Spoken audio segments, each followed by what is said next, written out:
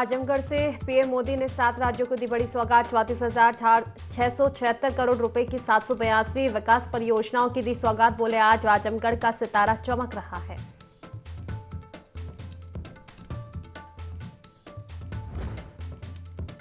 CM Yogi Adityanath का कुशीनगर दौरा। करोड़ों के विकास कार्यों की देंगे सौगात। महात्मा बुद्ध की महापरिनिर्वाण स्थल भी जाएंगे सीएम।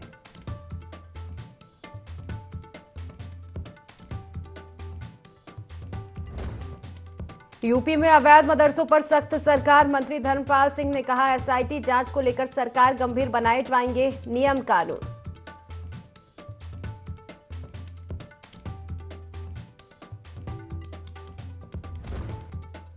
जौनपुर में भीषण सड़क हादसा। कार और ट्रक की टक्कर। एक ही परिवार के 6 लोगों की मौत। गौरा बादशाह थाना क्षेत्र में हुआ हादसा।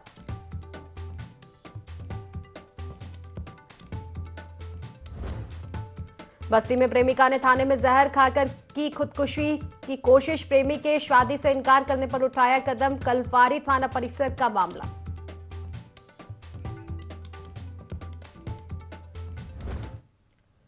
नमस्कार, IND 24 देख रहे हैं आप और मैं हूं आपके साथ खुशी व्यास। चले रुक कर लेते हैं खास खबर की ओर। आजमगढ़ से आपको बता दें प्रधानमंत्री नरेंद्र मोदी ने 7 राज्यों को बड़ी सौगात दी है। आपको बता दें कि 34,676 करोड़ रुपए की 782 विकास परियोजनाओं की सौगात दी है। रेलवे और बुनियादी ढांचों से संबंधित कई परियोजनाओं में शामिल है। इसमें प्रधानमंत्री नरेंद्र मोदी ने कहा कि आज आजमगढ़ का सितारा चमक रहा है। तो बड़ी खबर आपको आजमगढ़ से बता रहे हैं। प्रधानमंत्री नरेंद्र मोदी ने 7 राज्यों को बड़ी सौगातें दी है। आज आपको बता दें कि 34,676 करोड़ रुपए की 782 विकास परियोजनाओं की सौगात उन्होंने दी है। रेलवे और बुनियादी ढांचों से संबंधित कई परियोजनाएं इसमें शामिल है जिनकी सौगातें मिली है। प्रधानमंत्री नरेंद्र मोदी ने कहा कि आज आजमगढ़ का सितारा चमक रहा है। तो 7 राज्यों को सौगातें मिली है। प्रधानमंत्री नरेंद्र मोदी ने आजमगढ़ से 7 राज्यों को सौगात दी है।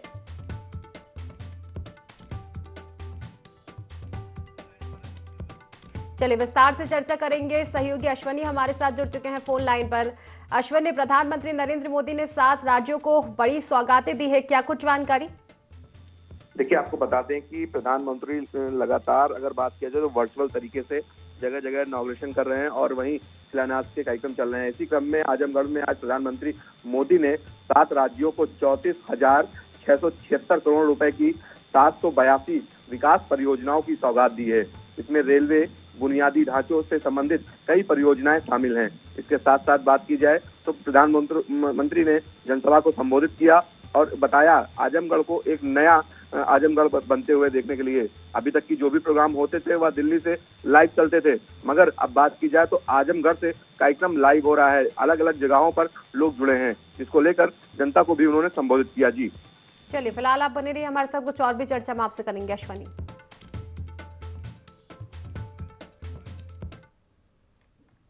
चलिए कुशीनगर से आपको बड़ी खबर बता दें। सीएम योगी आदित्यनाथ का दौरा रहने वाला है। महात्मा बुद्ध की महापरिनिर्वाण स्थली जाएंगे सीएम।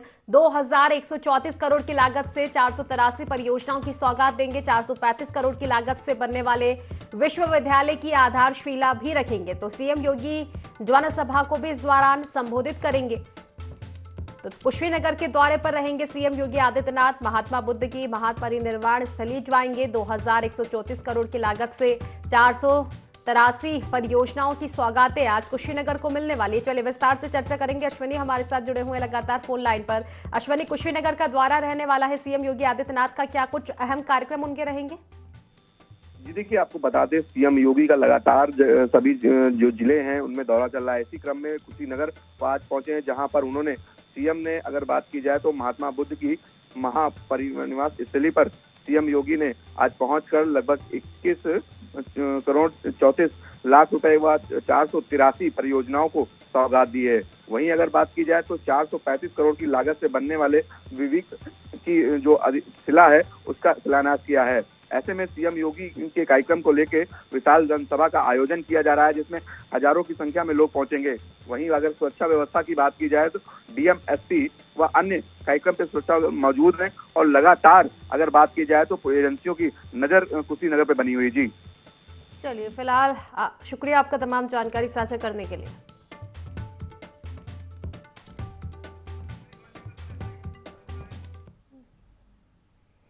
चलिए बहराइच से अब आपको खबर बता दें, योगी सरकार के मंत्री धर्मपाल सिंह का बयान सामने आया। अवैध मदरसों पर एसआईटी जांच को लेकर सरकार गंभीर, जांच में सहयोग न करने वाले मदरसे संदिग्ध हैं। मदरसा में पढ़ने वाले बच्चे आतंकवादी ना हो जाए, बच्चों की सार्थक शिक्षा सरकार की प्राथमिकता है। सरकार नियम कानून बनाएगी। तो देखिए बहराइच से खबर बता रहे हैं, योगी सरकार के मंत्री धर्मपाल सिंह का बयान सामने आया। उन्होंने कहा कि अवैध मदरसों पर एसआईटी जांच को लेकर सरकार जो है गंभीर है। जांच में सहयोग न करने वाले मदरसे संदिग्ध हैं। मदरसे में पढ़ने वाले बच्चे आतंकवादी ना हो जाए और बच्चों की सार्थक शिक्षा सरकार की प्राथमिकता है। इसी को लेकर सरकार कानून बनाएगी। करना सरकार का कर्तव्य है। यदि कहीं शिकायतें आती हैं और शिक्षा जैसे विषय पर सरकार गंभीर है, क्योंकि सरकार की मान्यता है मदरसा शिक्षा में पढ़ने वाले बच्चों को मुख्य धारा से जोड़कर उनके भविष्य को उज्जवल बना। मदरसों में पढ़ने वाले बच्चे गलत हाथों में ना जाएं, चाहे आतंकवाद की ओर ना चले जाएं, उनको गलत दृष्टि से प्रयोग ना कर लिया जाए। उनके भविष्य को लेकर सरकार चिंतित है और जब जांच पूरी हो जाएगी तब कार्रवाई। चलिए जौनपुर से आपको खबर बता दें, कार और ट्रक का भीषण हादसा हुआ है। हादसे में 6 लोगों की मौत हुई है। घायलों को हालांकि वाराणसी ट्रॉमा सेंटर भेजा गया। सभी मृतक मूलतः बिहार के रहने वाले बताए जा रहे हैं। शादी से होकर बिहार जा रहा था परिवार। ग्वारा बाछवा थाना क्षेत्र की घटना बताई जा रही है। काफी दर्दनाक हादसा, कार और ट्रक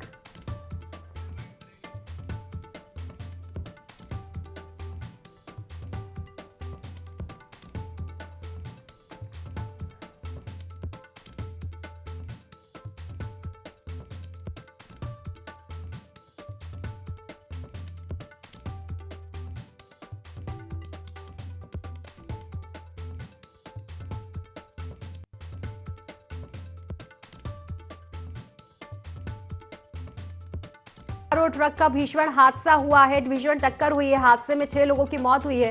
घायलों को वाराणसी ट्रॉमा सेंटर भेजा गया है। सभी मृतक मूलतः बिहार के रहने वाले बताए जा रहे हैं। बताया जा रहा है कि शादी से होकर एक परिवार जो बिहार जा रहा था, इसी दौरान ग्वारा बाछवा थाना क्षेत्र में यह हादसा हुआ है। लगातार सड़क हादसे की खबरें हम देखते हैं और ऐसा ही एक दर्दनाक हादसा सामने आ रहा है। जौनपुर से कार और ट्रक में भीषण हादसा हुआ। हादसे में 6 लोगों की मौत हुई है। घायलों को वाराणसी ट्रॉमा सेंटर भेजा गया है। सभी मृतक बिहार के बताए जा रहे हैं, जो कि एक शादी समारोह से लौट रहे थे। तो काफी दर्दनाक ये हादसा ग्वारा बाछवा थाना क्षेत्र की ये घटना बताई जा रही है। कार और ट्रक में टक्कर हुई। तो देखिए हादसे में 6 लोगों की मौत हुई है। बाकी अन्य घायलों को वाराणसी ट्रॉमा सेंटर भेजा गया है। मृतक मूलतः बिहार के रहने वाले बताए जा रहे हैं, जो कि एक शादी समारोह से लौट रहे थे और इसी दरमियान ये घटना उनके साथ घटी है। काफी दर्दनाक ये हादसा।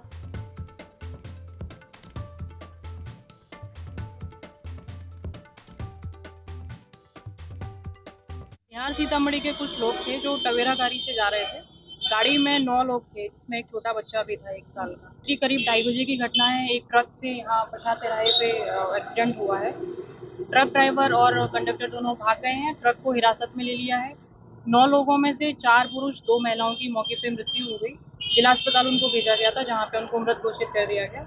इसके अलावा 1 पुरुष 1 महिला और जो छोटा बच्चा है, इनको वाराणसी ट्रॉमा सेंटर में भेज दिया गया है और सुसंगत धाराओं में FIR दर्ज की जा रही है। चलिए बस्ती से आपको खबर बता दें, प्रेमिका ने थाने में जहर खाया है। प्रेमी के शादी से इनकार करने पर जहर खाया। जहर खाने के बाद थाने में हड़कंप मच चुका है। आपको बता दें कि युवती को CSC में भर्ती कराया गया है। कलवारी थाना परिसर का ये मामला बताया जा रहा है। तो बस्ती से ये मामला सामने आ रहा है। एक प्रेमिका ने थाने में ही जहर खा लिया। प्रेमी के शादी से इनकार करने पर प्रेमिका ने जहर खा लिया। जहर खाने के बाद थाने में हड़कंप मच गया। हालांकि युवती को जल्द से जल्द CHC में भर्ती कराया गया। इलाज उसका लगातार जारी है। कलवारी थाना परिसर का मामला।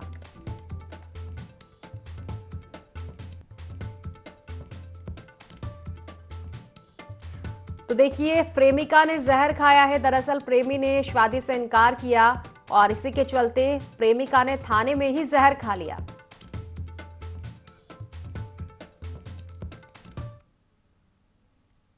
चलिए उन्नाव से आपको खबर बता दें, सांसद साक्षी महाराज ने फटकार लगाई है। मंच से एडीएम और बीडीओ को उन्होंने फटकार लगाई। सीएम सामूहिक विवाह कार्यक्रम में आमंत्रण न मिलने से सांसद नाराज थे। सोशल मीडिया पर इसका वीडियो भी वायरल हो रहा है।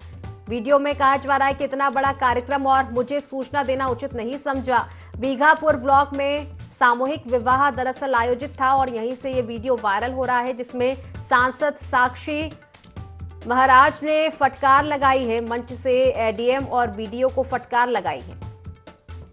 तो देखिए, सीएम सामूहिक विवाह कार्यक्रम था और आमंत्रण ना मिलने से सांसद जो है नाराज थे। इसी के चलते ये वीडियो वायरल हो रहा है, जिसमें फटकार लगाते हुए दिखाई दे रहे हैं। उन्होंने कहा कि इतना बड़ा कार्यक्रम और मुझे सूचना देना उचित नहीं समझा।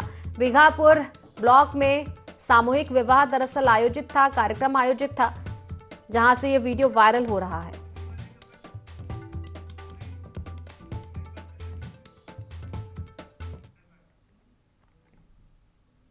चलिए हरदोई से आपको खबर बता दें, जहां बीआरसी में चोरी की वारदात सामने आई है। इन्वर्टर की बैटरी पर हाथ साफ किया गया है। घटना सीसीटीवी कैमरे में कैद हुई है। शटर का ताला तोड़कर चोर अंदर घुसे। चोरों की शिकायत पर पुलिस चोरी की शिकायत पर माफ कीजिएगा, पुलिस जांच पड़ताल में जुट चुकी है। ब्लॉक भरखनी का यह मामला बताया जा रहा है। हरदोई से खबर बता रहे हैं, बीआरसी में चोरी हुई है। इन्वर्टर की बैटरी पर हाथ साफ किया है चोरों ने। हालांकि जो पूरी घटना है सीसीटीवी कैमरे में कैद हो चुकी है। शटर का ताला तोड़कर चोर अंदर घुसे और वारदात को अंजाम दिया।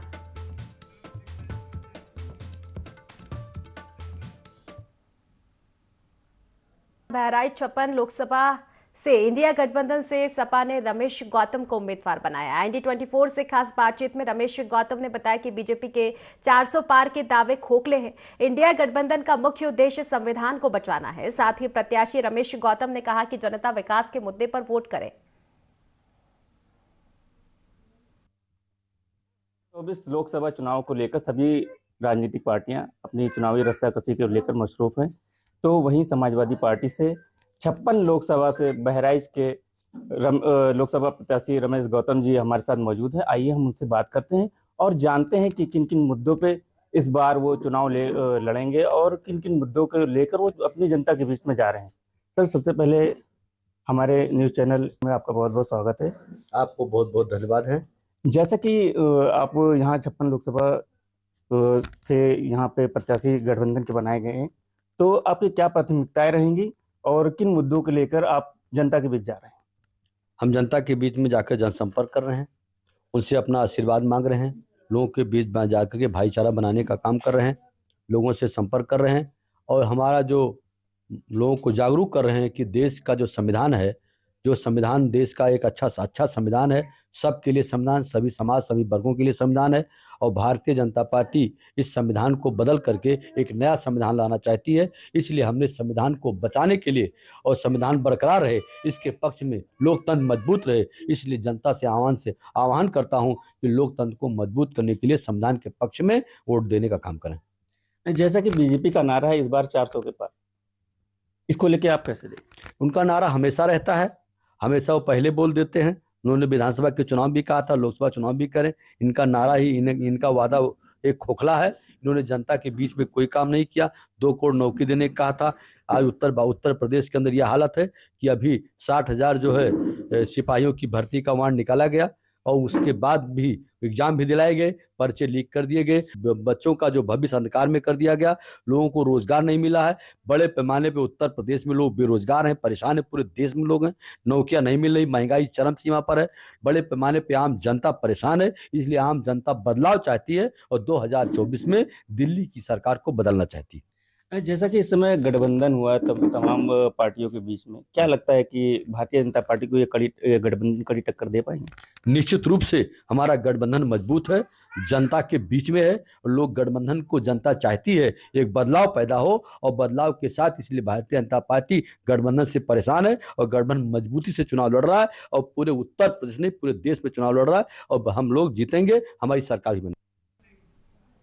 चलिए खबरों में आगे बढ़ेंगे, जहां रायबरेली को पर्यावरणीय पार्क मिला है, जहां बच्चों, बुजुर्गों और महिलाओं के लिए तो बहुत कुछ है। यहां रायबरेली की सांस्कृतिक और ऐतिहासिक विरासत भी नजर आएगी। पार्क का नामांकन भी सिखों के आराध्य गुरु गोविंद सिंह के नाम पर किया गया। राज्य मंत्री स्वतंत्र प्रभार दिनेश सिंह के प्रयासों से निर्मित इस पार्क का उद्घाटन करने पटना साहिब गुरुद्वारे के जत्थेदार बलवंत सिंह यहां पहुंचे थे। बलवंत सिंह ने पार्क का नामांकन गुरु गोविंद सिंह के नाम पर किए जाने को लेकर राज्य मंत्री स्वतंत्र प्रभार को धन्यवाद दिया। पार्क की सबसे बड़ी विशेषता यह है कि 3000 मीटर वॉकिंग ट्रैक के दोनों ओर जिले से जुड़े हर महापुरुष की प्रतिमा भी स्थापित की गई है। किसी भी राष्ट्र के प्रति सोचने वाले व्यक्ति के हो ही सकते हैं, इसमें कोई दो राय नहीं है। जिसने देश के लिए सबसे बड़ा बलिदान किया, सबसे बड़ा त्याग किया, उसको उसके प्रति अगर कृतज्ञता ज्ञापन का अवसर किसी भी राष्ट्र के व्यक्ति को मिल जाए तो बड़ी बात होगी। लागत तो विभिन्न चरणों में मैं अभी निकाल नहीं पाया, क्योंकि विभिन्न चरणों में जैसे जैसे जरूरत पड़ती गई वैसे वैसे इसकी धन की स्वीकृति की गई। इसके निर्माण के बाद भी 80 लाख रुपए अगले साल के अनुरक्षण के लिए भी मैंने इसी वर्ष इसका इंतजाम भी कर दिया है कि अगले वर्ष भी इसका इंतजाम बढ़िया होता रहे, अच्छा होता रहे, इसका भी इंतजाम कर दिया है। लागत के बारे में मैं थोड़ी देर बाद आपको बताऊं। जनता पार्टी की कृपा है, मोदी योगी की कृपा है, रायबरेली वासियों की कृपा है कि मैं ये उनके प्रति कृतज्ञता ज्ञापन का काम कर पाया। तो हरदोई में चोरी की वारदातें थमने का नाम नहीं ले रही है। चोर अब पुलिस को भी अपना निशाना बना रहे हैं। ताजा मामला पुलिस क्लब का है, जहां से दरोगा की सर्विस पिस्टल चोरी हो गई। बताया जा रहा है कि दरोगा अवकाश पर था और अपनी सर्विस रिवॉल्वर पुलिस क्लब स्थित आवास में रखे थे। फिलहाल पुलिस मामले की जांच में जुटी हुई है।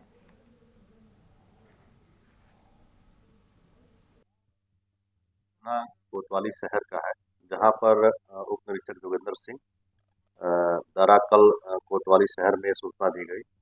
वह दिनांक 5 से 3 दिवस की छुट्टी पर गए थे। जब वो वापस लौटे अपने आवास पे तो उनका जो बक्सा था, बक्से का कुंडा टूटा हुआ था और पिस्टल गायब थी।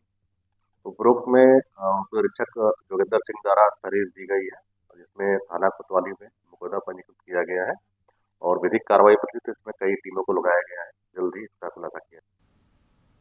बहराइच छप्पन लोकसभा से इंडिया गठबंधन से सपा ने रमेश गौतम को उम्मीदवार बनाया है। IND 24 से खास बातचीत में रमेश गौतम ने बताया कि बीजेपी के 400 पार के दावे खोखले हैं। इंडिया गठबंधन का मुख्य उद्देश्य संविधान को बचवाना है। साथ ही प्रत्याशी रमेश गौतम ने कहा कि जनता विकास के मुद्दे पर वोट करे।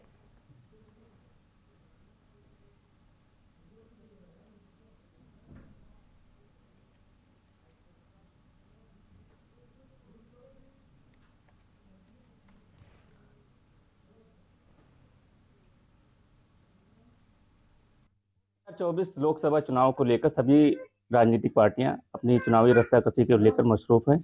तो वहीं समाजवादी पार्टी से 56 लोकसभा से बहराइच के लोकसभा प्रत्याशी रमेश गौतम जी हमारे साथ मौजूद हैं। आइए हम उनसे बात करते हैं और जानते हैं कि किन किन मुद्दों पे इस बार वो चुनाव लड़ेंगे और किन किन मुद्दों को लेकर वो अपनी जनता के बीच में जा रहे हैं। सर, सबसे पहले हमारे न्यूज चैनल में आपका बहुत बहुत स्वागत है। आपको बहुत बहुत धन्यवाद है। जैसा कि आप यहाँ 56 लोकसभा से यहाँ पे प्रत्याशी गठबंधन के बनाए गए हैं, तो आपकी क्या प्राथमिकताएं रहेंगी और किन मुद्दों को लेकर आप जनता के बीच जा रहे हैं?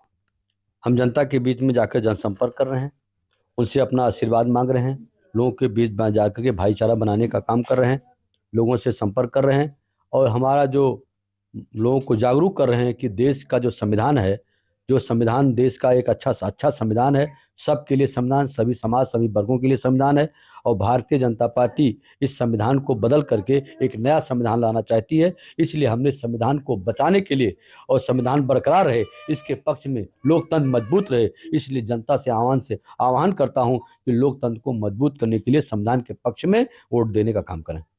जैसा कि बीजेपी का नारा है इस बार 400 के पार, इसको लेके आप कैसे देखें? उनका नारा हमेशा रहता है, हमेशा वो पहले बोल देते हैं।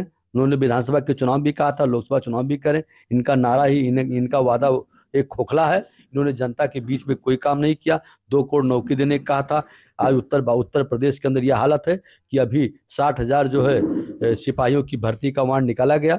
और उसके बाद भी एग्जाम भी दिलाए गए, पर्चे लीक कर दिए गए, बच्चों का जो भविष्य अंधकार में कर दिया गया, लोगों को रोजगार नहीं मिला है।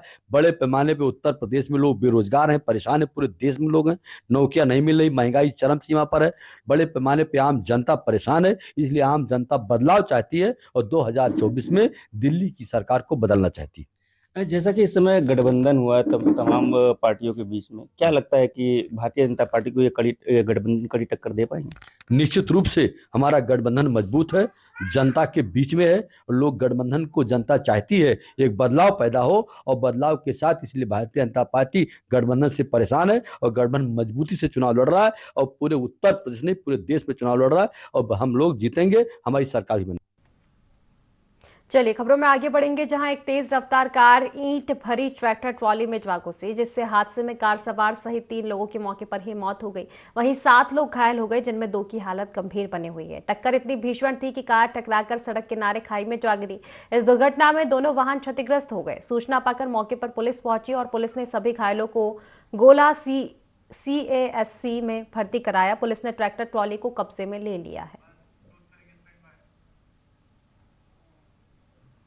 तो फिलहाल की खास खबरों में बस इतना ही। आप बने रहिए IND 24 के साथ। नमस्कार।